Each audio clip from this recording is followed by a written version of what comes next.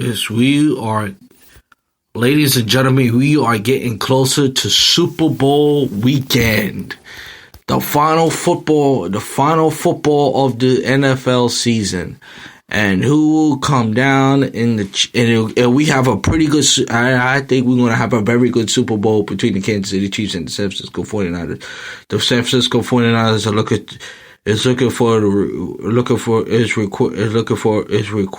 for a quest to capture the sixth Super Bowl in franchise history. Meanwhile, the Kansas City Chiefs looking to get their first one in over 50 since 1969, right around there. And to me, it's all going to come down to this. This is Andy Reid. To me, the storyline you all need to know really is Andy Reid. If Andy Reid is going to get inducted into the Hall of Fame, if he's going to put himself in the Hall of Fame, so to speak, as a fan, I think this is the game he has to have. This is the game Andy Reid has to have. Otherwise, all the Hall of Fame talk about Andy Reid getting to the Hall of Fame is out the window. It really is. And this is the game he has to win. Now, staying with Kansas City. Kansas City cannot be sloppy.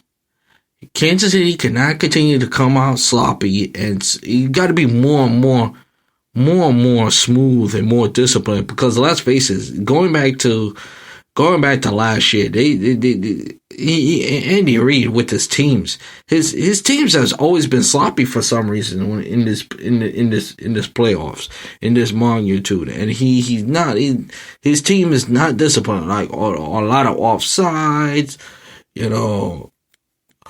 holding penalties, whatever it's the time on the clock in 04, the last time it was in the Super Bowl when it's the 2 minutes left, when the Eagles, and that's where Andy Reid got to do, and I think he got the right quarterback for it, and I think this is the best, this is the best chance Andy Reid is going to get. But now, here it is. San Francisco 49ers is no walk in the park. Ask Minnesota, hell, ask Green Bay, ask New Orleans, and ask Baltimore. The San Francisco 49ers has been the best team in football the entire year. From slightly beginning to now. And they've been the best football team the entire year. We don't know about Jimmy Garoppolo. The jury is still out on Jimmy Garoppolo. We got to see where Jimmy Garoppolo is. To me, either way, quarterbacks are gonna these quarterbacks. These quarterbacks, whatever it's Jimmy Garoppolo or Patrick Mahomes. Whoever wins, the career will never be the same again. Path changes when he reached this game. Career changes in this game. So the 49ers defense is going to be really. It's been the best all year. It's been the best all year. Let's face it. The very speed, and let's keep in mind. Patrick Mahomes had never faced a defense like this. I know I'm all over the place and so I know I'm all over the place and stuff like that. But to me, it comes down a couple of things when it comes to storyline. This is what it comes down to: Andy Reid, Patrick Mahomes, the 49ers defense. How are they gonna maintain Patrick Mahomes? Because I don't think you're gonna stop Patrick Mahomes. Patrick Mahomes is the type of player, he's unstoppable, but you got to keep him in check for the most part. And the receipt and we'll take Tyreek Hill. And Travis Kelce is going to be your X factor in this game. So is the 49ers. You know what? I'm glad I bring up Kelce because it's going to come down also to two tight ends. which tight end is going to have a better game? Because we have two tight ends who are the best in the game as we speak.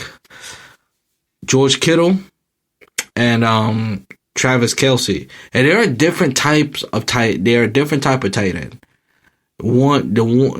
George Kittle for the San Francisco 49ers is very, very old school.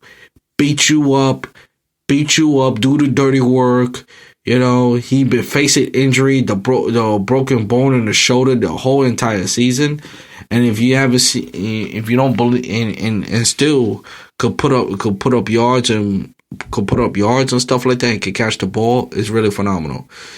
Travis Kelce is more of a finesse tight end. He's not gonna beat you, and not gonna beat you. He's not gonna drag you either, but he's really, really quick as far as tight end goes. So either way, we should have a fascinating game. And I'm gonna project this game might go to overtime. This has the potential to go to overtime. With that said, I think Kansas City could win for one reason. I think it's all going to come down to Andy Reid. I think it's going to come down to Patrick Mahomes and how he handles the San Francisco 49ers defense. Because the defense is going to be the 49ers defense I think the 49ers defense is the best in the league. They're very fast and they're very tough, and they will hit you in the mouth if they need to. And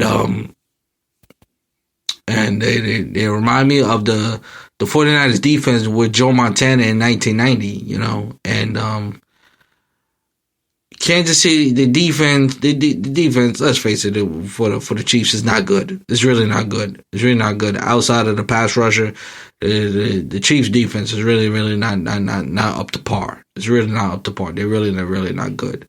It's going to come down to offensive, defense, and whoever, you know, tight ends give the most points. Whoever going to have the ball last, put it that way, is whoever going to score the most points to me is going to win.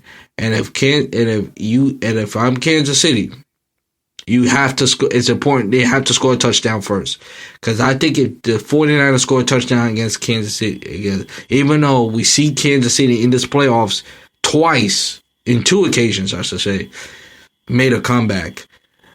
The 49, the one thing that the Titans and the Texans don't have, they don't have a tough defense like the 49ers. They don't have a defense like the 49ers.